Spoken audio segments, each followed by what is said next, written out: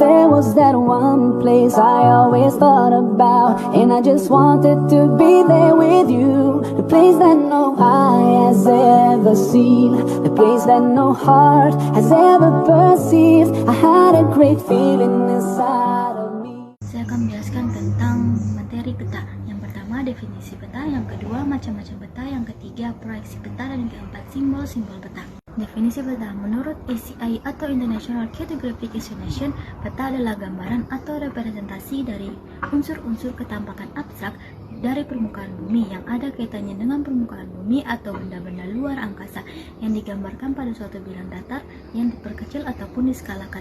Sedangkan menurut Aryono Prihandito pada tahun 1988, peta adalah gambaran dengan skala tertentu yang digambarkan pada suatu bilang datar dalam sistem proyeksi tertentu. Sesuai Tarjoso Sumarmo, peta merupakan lukisan yang digambar dengan tinta dari seluruh atau sebagian permukaan bumi yang diperkecil dengan perbandingan ukuran yang disebut skala ataupun kadar. Macam peta yang pertama peta topografi, yang kedua peta tematik, yang ketiga peta geologi, yang keempat peta jalan, dan yang kelima peta cuaca.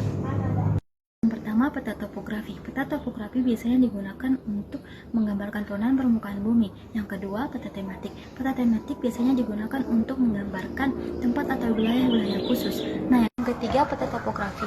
Peta topografi digunakan untuk menggambarkan kondisi geologi suatu wilayah. Sedangkan yang keempat, peta jalan. Peta jalan digunakan untuk menggambarkan jalan-jalan di suatu wilayah atau daerah, misalnya jalan perkotaan maupun jalan kecil pedesaan. Yang kelima, peta cuaca.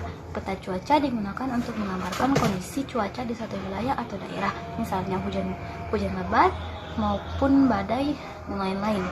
Ada proyeksi peta. Yang pertama, proyeksi silinder.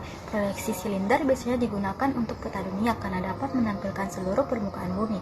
Yang kedua, peta kerucut digunakan untuk menampilkan wilayah dengan garis lintang sedang. Sedangkan peta azimutal biasanya digunakan untuk atau cocok untuk wilayah daerah sekitar kutub. Proyeksi peta. Yang pertama, proyeksi silinder digunakan untuk peta dunia karena dapat menampilkan seluruh permukaan bumi. Yang kedua, peta kerucut cocok untuk digunakan pada wilayah dengan garis lintang sedang. Yang ketiga, proyeksi azimutal biasanya digunakan untuk wilayah-wilayah sekitar kutub.